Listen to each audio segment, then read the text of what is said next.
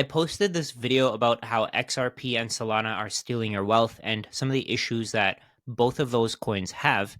And I got a lot of responses that told me that people didn't know these things. They had no idea that this was the case. So I'm planning to do a deeper dive into why you should stick to Bitcoin and avoid altcoins. I know a lot of people who know Bitcoin very well, don't really care about how other coins work, how they perform.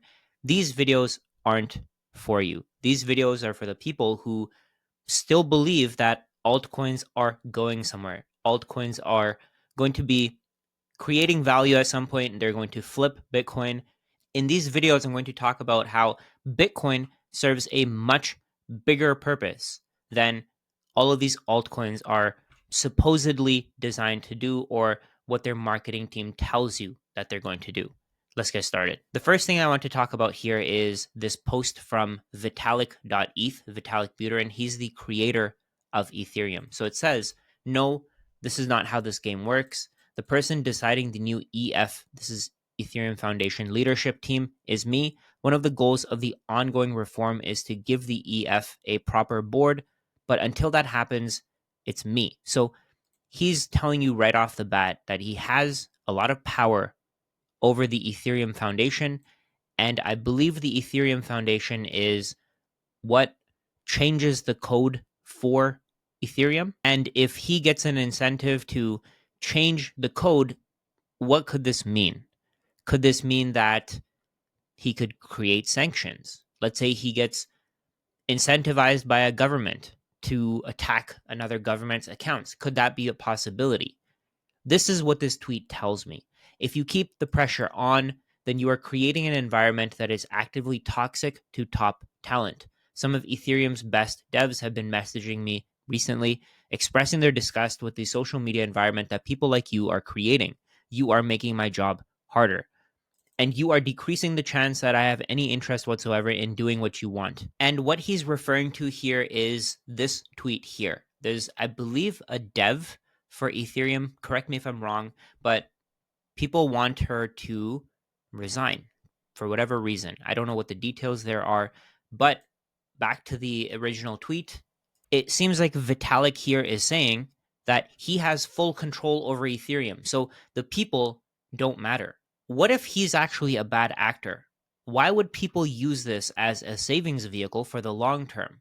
I don't know what you want to do in the short term. That's up to you. But over the long term, I think that Bitcoin is going to outperform Ethereum. And if your goal is just to build wealth in a safe and consistent way, I think Bitcoin is a better solution. I know a lot of people are probably seeing Ethereum's price, seeing that's much lower, but I don't quite think that people understand the difference between Bitcoin and Ethereum.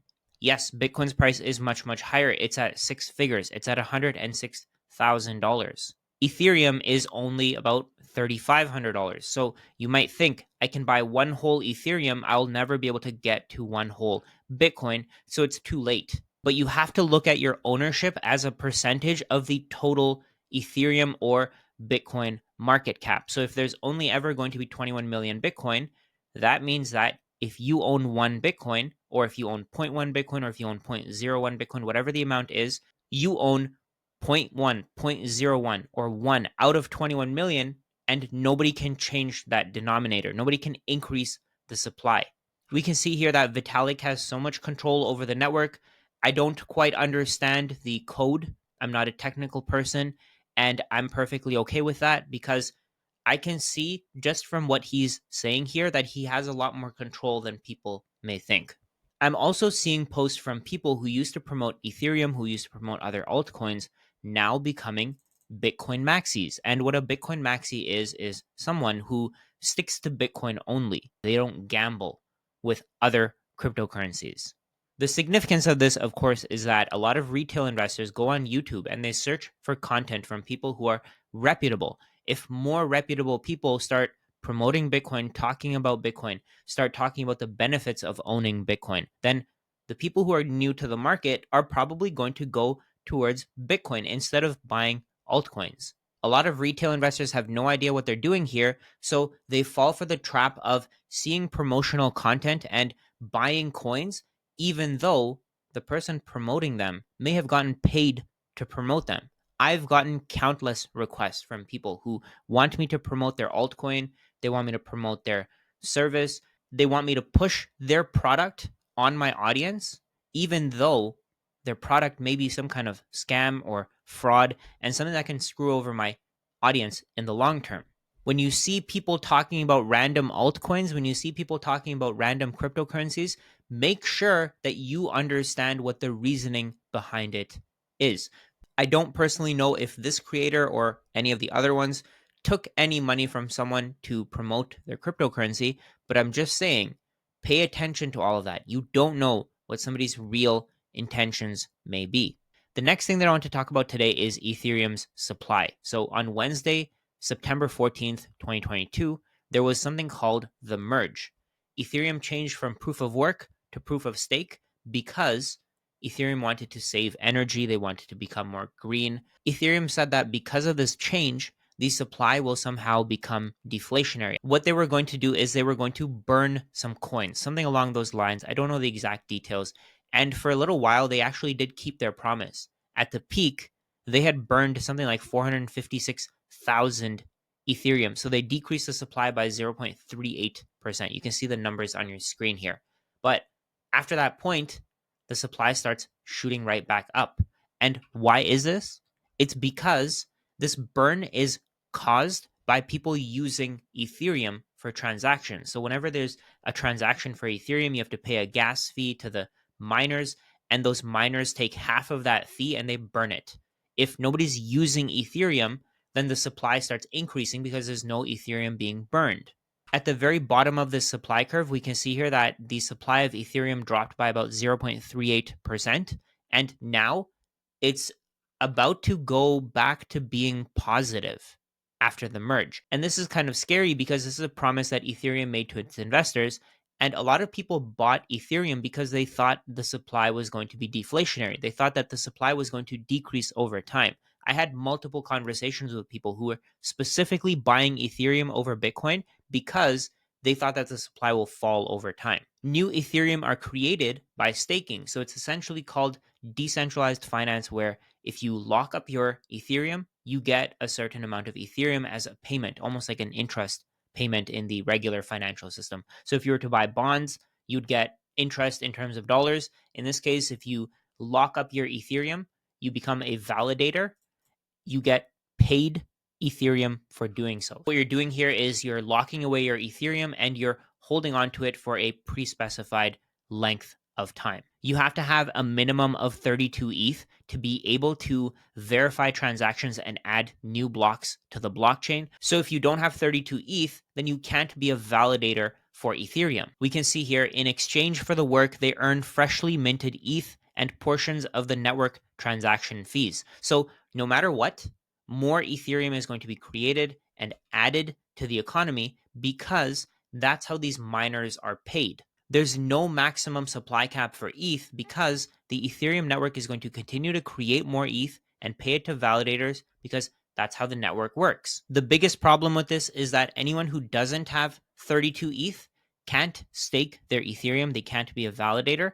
And because they can't be a validator, they lose out on these rewards. So their holdings are going to continue to be diluted forever. Of course, they could go to an exchange and the exchange could stake that ETH for them, but the exchange will very likely take a cut, and that means that these ETH validators are going to outperform regardless of what happens. The supply of ETH is going to continue to rise, and you have to lock in your money to earn interest, so you can't really use ETH as short-term savings. If you need to save for, let's say, a day or two from today, you can't lock in your ETH and earn interest. In that period, you're going to be diluted. This also leads to centralization with middlemen like exchanges because you're giving them your Ethereum, they're staking it on your behalf, and they hold on to that Ethereum for you. So if a government wanted you to not have access to your Ethereum anymore, all they have to do is knock on the doors of that exchange, and now the exchange can freeze your account. So what this means is your Ethereum isn't safe. You have to rely on somebody else to hold your Ethereum for you so that you can stake it and just keep up with the validators and the new coins that are being added to the economy and diluting your holdings. With Bitcoin, you don't have to worry about this. You just hold on to your Bitcoin. You know for a fact that there's only ever going to be 21 million Bitcoin, and you don't have to think about whether or not you're being diluted faster or slower than the other people in your economy. The way that I see it, Ethereum does not compete with Bitcoin. Bitcoin is a savings tool. So if you just want to save for the future, then I would say that you should hold Bitcoin. Now, if you want to take some risks and if you want to stake your ETH and if you think that Ethereum is going to outperform because they offer a better service, that's up to you. You can buy as much of it as you want to. Apparently, it's supposed to be some kind of decentralized internet.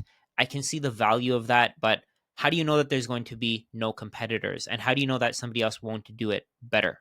So for me personally, I would rather just hold Bitcoin. If you think that Ethereum will outperform, that's up to you. If your goal is just to save for the long term with something that's consistent and something that you can rely on for the long term that won't change, then I think Bitcoin is the way to go. Nothing can compete with Bitcoin as a store of value because Bitcoin is so difficult to change. Because Bitcoin is targeting a much bigger market, I personally think that over the long term, it's going to massively outperform everything else. The biggest problem that we have today is that we don't have a decentralized store of value that we can use as a medium of exchange and a unit of account. The closest thing that we have to that is gold, but you can't send gold over the internet, and we have dollars. And to send dollars over the internet, you need a centralized party. You can transact in person with cash, but again, cash can be diluted. On the other hand, Bitcoin can't. So when you're going with Ethereum, you're pretty much going back to fiat currencies. Bitcoin is completely separate from fiat. So I personally think that Bitcoin will be a much better savings tool and a much better investment over the long term.